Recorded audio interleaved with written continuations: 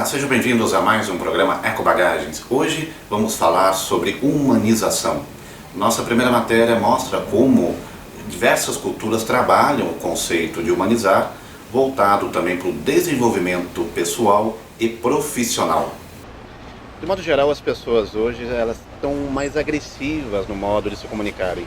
Para ter sucesso nos negócios, é necessário isso? Esse é um grande mito, né? Esse é um grande mito que a gente tem vivido aí, de que você precisa ser agressivo para ter resultado, bater na mesa, falar alto. E tudo isso vem em decorrência de vários estímulos que nós estamos vivendo aí no nosso dia a dia. Então eu falo que as redes sociais, essa capa do anonimato que a gente veste nas redes sociais, tudo isso é um terreno muito fértil para a gente ser mais agressivo, né? Outra coisa é a gente confundir também um pouco de agressividade com liderança. Então essa pessoa muito proativa, que resolve tudo a tempo e a hora. Então, mas a que custo, né? Qual é o preço disso, né? Então essa confusão entre liderança e agressividade que a gente acaba levando muitas vezes para a nossa família, para a nossa comunidade, né? Para os nossos relacionamentos. Esse é um grande mito que a gente precisa quebrar. Você dá treinamentos hoje, cursos fora do Brasil, em vários locais. Você atribui isso a uma mudança de valores da sociedade, uma sociedade que perdeu os seus valores, ou é um processo de transformação que o planeta tem passado? Olha, eu acho que nós, como humanidade, a gente nunca perdeu os valores completamente. Mesmo nos momentos mais difíceis da nossa história, como guerras, como escravidão, logo após houve um revés positivo de empatia, de conexão do homem com ele mesmo. E a gente está vivendo, apesar de a gente estar vivendo várias crises no mundo, né, crise ecológica, crise climática, de guerras, a gente está vivendo aí uma excelente oportunidade para nos conectarmos conosco, né? Então, assim, a gente nunca perdeu esses valores. A gente só precisa saber agora enxergar esses valores e reconectar com eles. O processo que nós estamos vivendo e cada vez mais lutarmos por uma estabilidade econômica tem deixado os verdadeiros valores de lado? Eu acho que a gente só vai conseguir dar um passo para frente quando a gente olhar para esse próximo, quando a gente olhar para quem a gente não conhece. A gente fala muito de empatia, de conexão, e é muito fácil a gente se conectar com quem a gente conhece. Difícil é a gente se conectar com quem a gente nunca viu e que precisa de nós, né? Esse olhar de conexão, de empatia, com mais observação e menos julgamento, né? Esse é o nosso grande desafio. Quando eu falo que uma pessoa está sem trabalho, eu estou fazendo uma observação. Neste momento ela está sem trabalho. Mas eu falar que ela é preguiçosa, aí eu já estou tendo aí o meu julgamento, né? O meu julgamento está totalmente contaminado nessa frase. Então a gente tem que aí olhar para o próximo, olhar para quem a gente não conhece e tentar aí se conectar com mais observação e menos julgamento. Quando a gente volta, o nosso tema que é humanização. Então aí uma necessidade também de uma conversação, de um diálogo, de um olhar mais humano sobre a sociedade, sobre as pessoas, que na verdade é de fato a sustentabilidade. Sim, esses valores de humanização na comunicação, eles vêm através aí de 4 pilares, né, que a gente deve falar, porque é uma ferramenta muito prática, né, das pessoas começarem a praticar, a exercitar no seu dia a dia. O primeiro ponto que eu convido você a fazer é fazer esse exercício de observação, mais observação, menos julgamento. O segundo é você colocar aí, detectar os sentimentos que uma situação ruim está te causando. Então, se você está com atrito no seu trabalho, onde a comunicação está um pouco mais violenta, né, procure identificar quais são esses sentimentos que está te provocando ou está provocando na sua equipe, no seu negócio, na sua família. Para daí sim, você chegar aí num levantamento aí de necessidades de mudança. A gente precisa colocar, né, isso está me incomodando, mas o que eu preciso fazer para mudar e o que as outras pessoas também precisam fazer para mudar? Qual é o senso de responsabilidade nessas comunicações e nessas ações? Para daí sim a gente fazer pedidos mais empáticos, mais pedidos e menos ordens. Quando a gente faz mais pedidos, quando a gente fala mais com as pessoas no tom de pedir, a gente tem muito mais chances das pessoas comprarem a nossa ideia do que bater na mesa, do que falar alto, falar palavrão e por aí vai. Então eu acho que são 4 pilares fundamentais: observação, sentimento, necessidade e pedido. Você mora hoje em Londres e eu sei que existe uma grande diferença de cultura para outras culturas. O Brasil, por exemplo, é um país ímpar em determinados aspectos culturais. Como você vê hoje a humanização dentro da nossa cultura e na cultura de outros países? Sem dúvida, nós somos muito particulares aí, né, na forma de se comunicar. Eu acho que como tudo na vida, existem pontos positivos e negativos, né? Quais são os pontos negativos, né, quando a gente fala da comunicação no Brasil? Um dos pontos, assim, que não é tão bem visto fora do país, fora do Brasil, é que a gente tem uma certa dificuldade de falar as coisas que precisam ser ditas diretamente, com empatia, com conexão, mas o que precisa ser dito, ser falado. Nós brasileiros, a gente tinha carta na manga, a gente tem plano B, C, D, isso não nos abala. Então, com certeza, isso é um ponto positivo, fora o mais conhecido de todos, eu acho, que é que a gente fala sorrindo. Quando a gente fala sorrindo, a gente tem mais chances aí de ter os resultados que a gente espera. Eu acho também que as pessoas podem também se dirigirem às outras em qualquer situação de trabalho, no dia a dia, sorrindo facilita bem mais. Obrigado, viu? Obrigada. Estamos de volta com Eco Bagagens.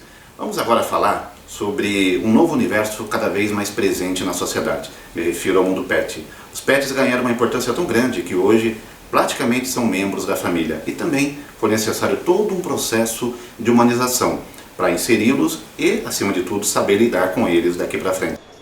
Nessa nova mudança comportamental da história da sociedade, onde o homem tem o pet como membro da família, o que mudou nos nossos valores? Então, existem várias visões que a gente pode abordar, né? Tem a visão mercadológica, a visão financeira, tem uma visão fisiológica, que é essa que eu gostaria de abordar, né?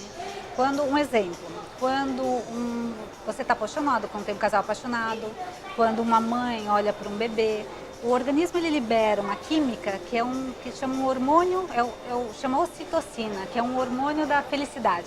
Brincam que é o hormônio do amor. E isso acontece quando o tutor de um pet, de um cão ou de um gato, enfim, de um roedor, olha o seu bichinho e vice-versa, né? Ele com o tutor e o tutor com ele. E essa química que acontece gera uma conexão muito forte. Né? E daí que surgem os valores, essa conexão, esse amor traz à tona, por exemplo, o respeito. O respeito quando, por exemplo, tem um filósofo alemão que a frase dele é: quando o ser humano respeita o menor dos seres, seja ele vegetal ou animal, é quando ele não precisa mais aprender a amar, ele já sabe como amar o próximo, né? E é exatamente isso que acontece quando tem o relacionamento entre o tutor e o pet. Além do respeito, a gente pode falar responsabilidade, né? O amor gera responsabilidade. Exatamente. Quem ama, cuida. Exatamente.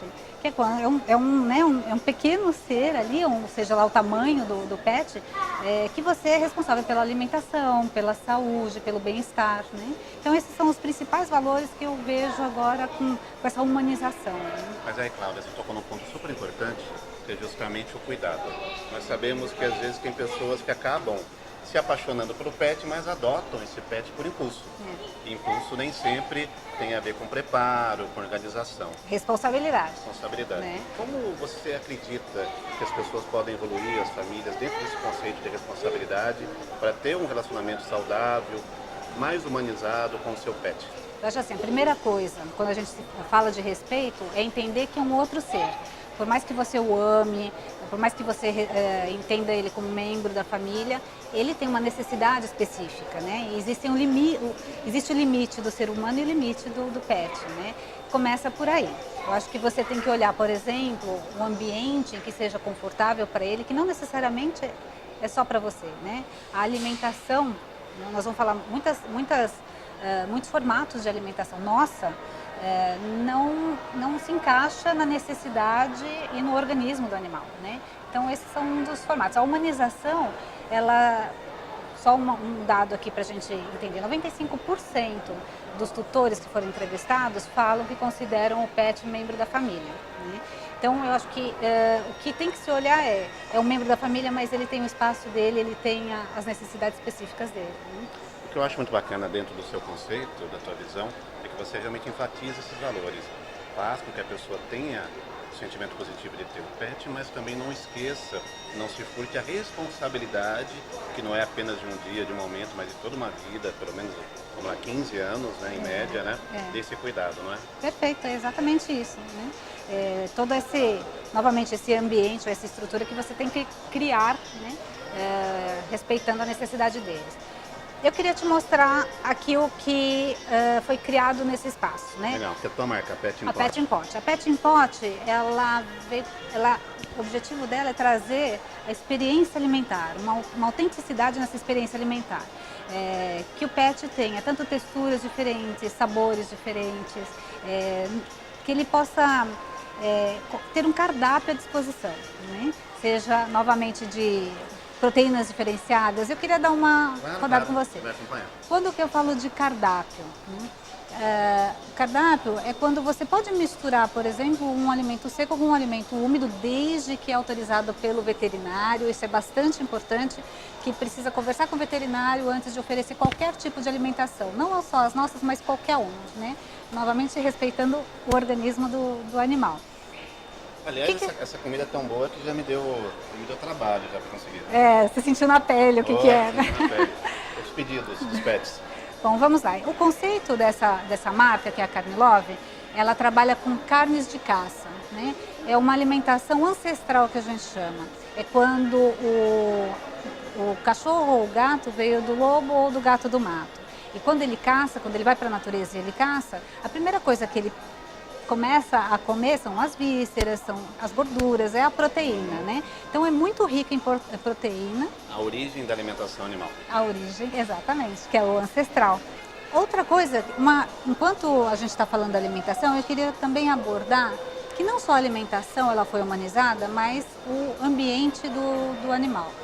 Então, existem linhas de acessórios para casa, de decoração para casa, que seguem a decoração que o tutor escolheu para a própria casa, né? Então, por exemplo, se você tem uma casa mais despojada, se você tem uma casa mais clássica, os potinhos, os tapetinhos, ou seja, tudo que traz o conforto para o animal, ele corresponde... É sustentável.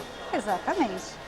Então a gente tem uma linha aqui que a Pet in Pot trouxe, que é uma linha desenvolvida por arquitetos e decoradores, exatamente para trazer esse conceito. Mas vamos voltar aqui na alimentação.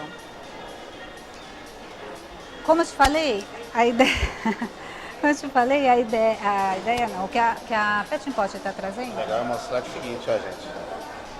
Eles não saem daqui enquanto não forem alimentados, viu? Esses daí, olha, eles estão à base de biscoito de coelho, de petisco de coelho, de javali, de jacaré. E olha, estão na paz. Voltando aqui na alimentação, quando a gente fala de alimentação úmida e alimentação seca, porque antes disso, por que eu estou falando alimentação e não ração? Né? Porque a gente entende que quando você dá alimentação, que os ingredientes, eles são ingredientes humanos, eu estou falando da alimentação humana, e muito íntegros, né? Ele não é resto ou sobra da alimentação humana, né? Então, quando a gente fala de carne, a gente fala de carne de pato, né? A gente não fala sobras de pato, da alimentação, né? Outra base, nossa, nós não trabalhamos com transgênicos, né? De forma alguma, nenhum produto. Nenhum produto. A gente faz uma curadoria da alimentação, né? Então, a primeira coisa, não pode ter transgênicos. A Pet in Pot acredita que sementes ou alimentos vindos de alterações genéticas ainda não tem resposta no meio ambiente. Enquanto isso não acontecer, a gente não traz o transgênico, né? Outra coisa, como eu falei, as carnes íntegras. Muitas verduras, legumes, por exemplo, esses são ensopados. E esses são ensopados com cenoura de fato, né, com peru de fato, né? Todos adequados para a nutrição diária do animal. A Pet in Pot está trazendo vários, esse é só o início do lançamento, tem vários outros produtos, como eu falei, trazendo para o cardápio, né, essa visão de trazer novidades, autenticidade, sempre com esse foco do natural. E quando a gente fala natural, ele tem um ponto de interrogação, né? Tem várias visões. Tem a visão do natural, que acabou de sair da terra, né? Pouco manuseado, e tem o natural onde você não encontra nada que seja artificial, que é o nosso caso. Por último, você acredita que se as pessoas não verem produtos bem embalados como esses, elas não vão entender, não vão assimilar o conceito do que é realmente sustentável? Precisa ainda ter esse equilíbrio? Boa, Rogério, exatamente isso. Uma das coisas muito forte na Petit Pot é trazer produtos com transparência na rotulagem, né? Então, o que é isso? Que no rótulo tem exatamente o ingrediente que faz a composição do alimento.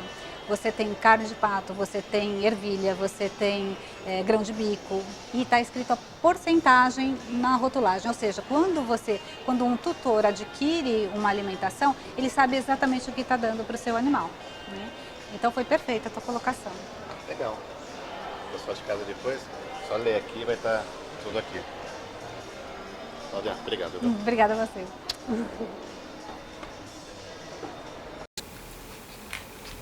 Humanizar é conscientizar.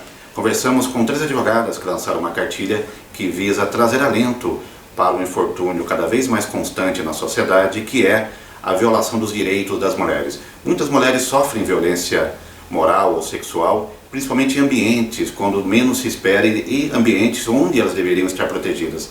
Essa é uma cartilha gratuita que deve ser divulgada para a sociedade. Vamos educar e humanizar as pessoas através do conhecimento e do respeito. Hoje a gente sabe que, infelizmente, aumentou o número de constrangimento a mulheres, e principalmente as mais jovens, que muitas vezes acabam não tendo uma habilidade em se defender. O que você diria sobre esses aspectos comportamentais? Eu acho que, na realidade, eu acredito que as mulheres, na verdade, não é que tenha aumentado, talvez tenha tido essa consciência de que isso é inaceitável. Então, eu acho que o machismo, o assédio, a importunação sexual sempre existiu. E uma coisa boa é que hoje a gente está tendo consciência que isso é inaceitável e inadmissível. E principalmente, assim, eu lembro de quando eu ia pra festa, quando eu era pequena e etc. A gente via uma mão pegar e etc. E a gente achava normal. Não tinha maldade nenhuma. Exatamente, né? Era uma coisa assim de prática de balada. E hoje, assim, você olha e é inadmissível. Então, isso está evoluindo no sentido de ter uma consciência, eu acho que para as meninas mais novas também. Então, eu acho que é um avanço em si, mas acho que ainda tem muita coisa para melhorar. Uma coisa interessante é que nós sabemos que muitas meninas ou adolescentes, mulheres mais jovens, vão para baladas, vão para hotéis e, infelizmente, existe uma tendência negativa de alguns ambientes em colocarem misturas ou droga na bebida dessas meninas. Exato. Como se precaver com isso hoje? Então, na verdade, a minha mãe, ela sempre me ensinou. Desde pequena, ela fazia até um terrorismo em casa, porque bebida sempre com a mão fechada no copo, não passando para ninguém, não deixando ninguém beber no seu copo. Até quem às vezes você acha que é seu amigo, é muito difícil, sabe? Porque a gente tem casos até de estupro de melhores amigos com mulheres, então tem que ficar muito esperta, principalmente nisso. Ninguém é seu amigo em si. Hoje, a mulher de uma faixa etária mais nova, ela tem a consciência que é importante denunciar. Você vê isso com um amadurecimento maior por parte dessa faixa etária? Olha, eu acho que tem um amadurecimento, só que, assim, de experiência de amigas minhas que já sofreram algum tipo de constrangimento. O problema é que a mulher até tem a consciência, só que a sociedade, ela não encoraja. Então, às vezes, se tem algum caso de estupro, por exemplo, e você vai para o delegado de polícia, o delegado de polícia vai te desencorajar ali. Acontece muito isso. Exato. Eu falo que eu já acompanhei casos de agressão da Lei Maria da Penha, não de estupro, mas onde eu vi que eles tentam desencorajar de todas as formas. Não, e a primeira atitude é questionar a atitude da mulher. Então, questionar a roupa que ela estava usando, se ela estava bêbada, se ela não estava, se era namorada, porque, inclusive, o assédio e a importunação sexual, inclusive até com casais. Até no casamento a gente tem caso de estupro. Porque, na realidade, não é não, independente do tipo de relação. Então, é bem isso mesmo. Eu acho que a sociedade tem que encorajar a mulher a tomar a frente, denunciar, ir à luta. Quando acontece a importunação em bares, restaurantes, qual é o procedimento a ser adotado? O procedimento é sempre que chame a polícia e acompanhe a vítima. E que ela tenha um bom atendimento nas delegacias, né? Porque às vezes a pessoa já está fragilizada por tudo que aconteceu e nem sempre as pessoas que são pessoas que deveriam estar prontas para receber essas mulheres e ampará-las nem sempre sabem como fazer, agridem ainda mais. Esse é um ponto principal, na verdade imprescindível, né? Que é essa Sim. mudança de cultura e de postura.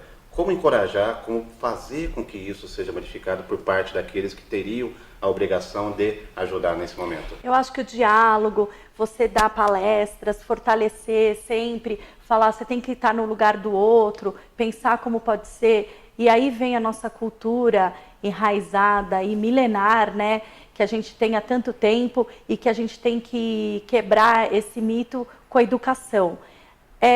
As escolas deveriam adotar desde a infância esses tipos de temas, porque a criança já cresce com isso sendo normal, entendeu? Então, assim, enquanto a gente não tiver cultura e educação em relação a esses temas, a gente não vai ter um avanço, né? A gente aprende assim, eu ensino o meu em casa porque eu sei como funciona. Então, assim, não são todas as mães que conseguem ensinar e que não estão nesse meio, né? A gente precisa realmente de uma união da sociedade, poder fazer políticas públicas para que isso chegue nas comunidades carentes, tanto nas classes médias, nas classes mais altas, porque em todos os lugares nós temos importunação sexual. Mas nós temos um fator que é imprescindível.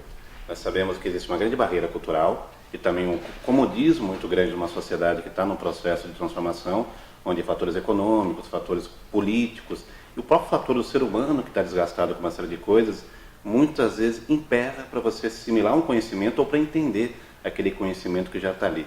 Você acredita que com a tua cartilha nós podemos trabalhar isso? Sim, porque ela foi escrita de uma forma bem fácil para que a sociedade entenda. Não só advogado ou as pessoas do mundo jurídico, mas sim a sociedade. Ela foi feita de uma forma, com palavras fáceis, para que a pessoa possa ler e entender aquilo que está sendo falado, porque se confunde muito, né? Importunação, assédio, estupro. Então a gente tentou agregar tudo em uma só cartilha para que as pessoas possam entender e replicar isso. Nós temos, inclusive, na forma digital a cartilha, dá para pegar a cartilha, pode desenvolver, pode imprimir, pode distribuir. A nossa intenção é educar as pessoas que trabalham em bares, hotéis, restaurantes e as pessoas que frequentam para saber dos seus direitos e deveres. Para finalizar, nós sabemos que direitos e deveres é uma situação sempre complicada na balança do dia a dia, principalmente quando você tem a relação patrão-empregado, onde muitas vezes outras condições influenciam naquela boa vontade em aprender.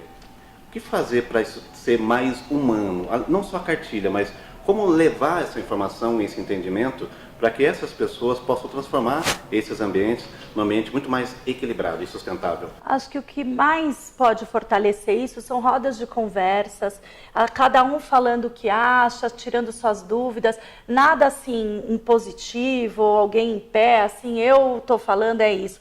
Faz roda de conversa, escuta o outro, passa informação, acho que as pessoas se sentem mais acolhidas também para receber aquilo. E isso é imprescindível, né? Com certeza. E vale também lembrar que os estabelecimentos comerciais têm responsabilidade, sim, no que acontece lá dentro. Inclusive, ó, está até aqui na cartilha que o artigo 14 do CDC, parágrafo 1º, diz isso. Muito obrigado. Imagina. Obrigada a você. A cartilha ela traz inúmeras informações do ponto de vista educacional, mas também tem toda uma técnica interessantíssima para a compreensão do que é todo esse trabalho realizado por vocês. Queria que você falasse um pouco da confecção dela. Pois não, Rogério. Na verdade, a cartilha, o alvo dela é um público leigo. Por outro lado, nós quisemos transformar o instrumento jurídico para que ele fosse algo de fácil assimilação. É normal a pessoa dizer, eu fui assediada. Só que para o direito, o assédio tem um conteúdo jurídico que não é o mesmo conteúdo jurídico da importunação, que não é o mesmo conteúdo jurídico do estupro. Então, a gente tentou trazer a lei de uma forma fácil, facilitada, para qualquer pessoa leiga que pegasse a cartilha e entender e se ver quando aquela situação ocorrer, como ela pode se ver tipificado naquilo, como vítima daquela conduta. Então, a ideia foi essa, trazer em palavras fáceis esses conceitos jurídicos que são distintos, mas também pegando um número grande de pessoas. Porque quando a gente fala importunação ou assédio sexual no ambiente de estabelecimento comercial e bar, você pega uma gama enorme de pessoas, gente que trabalha, gente que frequenta, gente que está lá em outras circunstâncias. Então a gente quis falar para todas essas pessoas. Eu acho que a linguagem, que é o ponto principal que você destacou, de humanizar, de trazer uma linguagem mais simples, é o que permite realmente que esse trabalho ganhe cada vez maior, um número maior de pessoas, entendimento e, acima de tudo, compreensão, porque muitas vezes as pessoas não compreendem porque não entendem. Na verdade, porque o que a gente pretende é tornar singela a letra da lei. A lei tem uma linguagem mais sofisticada, que o leigo não entende. Então a nossa ideia era transformar essa linguagem numa linguagem simples e fácil, que aquele rapaz ou aquela menina que fosse a um bar conseguisse entender, seja quando ele fosse vítima, porque está numa relação de hierarquia, trabalhando naquele bar e ele é assediado moralmente por alguém, ou sexualmente por alguém, ou ela é assediada, ou quando ela é importunada e ela conseguisse dizer, não, isso eu posso chamar a polícia, isso eu não vou tolerar. Então ela sabendo dos seus direitos, o que é a figura do assédio, da importunação, do estupro, enfim, ela conhecendo os crimes contra a liberdade sexual, ela vai poder se posicionar e exercer seus direitos. Então a ideia era essa, em síntese. Você acredita que, de certa forma, a sociedade está mais consciente, mas ao ponto realmente de evoluir num nível de aceitação, de um equilíbrio, de um nível sustentável, onde as pessoas se tornem realmente mais humanizadas e entender que assédio, toda essa situação toda não é boa, não é legal? Está evoluindo para isso ou você acha que está muito distante ainda? Eu acho que você usou o termo correto. Estamos evoluindo. Estamos longe ainda de alcançar, mas já estamos distante do nosso passado próximo. Na verdade, hoje nós temos consciência. Então, nós buscamos concretizar os nossos direitos. Mas esses direitos só vão ser concretizados quando todos nós, desde o básico, do pequenininho, tivermos essa consciência, essa noção que o meu direito começa onde o seu termina. Então, assim, nós vivemos numa sociedade patriarcal, onde as relações homem e mulher são muito desequilibradas, né? Apenas para se ter ideia, ano passado, 60 mil mulheres no Brasil foram vítimas de estupro. Quer dizer, e dessas 60 mil mulheres, pelo menos ou quase mais do que 50%, bem mais, um número bem maior, menores de 14 anos. Por último, quem quiser conhecer mais o conteúdo da cartilha ou adquirir, como que a pessoa que está em casa pode fazer? A cartilha está sendo distribuída em vários lugares, mas também a gente pensou na questão da sustentabilidade e fizemos ela no formato eletrônico, então pode baixar pela internet. Aí eu vi lá, é o senhoresosasco.com.br. Isso. E também tem outro. Eu Me Garanto, Eu Me Banco, que é uma ONG que também está nos patrocinando e distribuindo essa parte eletrônica da cartilha. Muito legal, parabéns pelo trabalho. Eu que agradeço, obrigada. Chegamos ao final de mais um Eco Bagagens. Agradeço a audiência de todos e convido vocês a continuarem conosco nos nossos próximos programas. Até lá!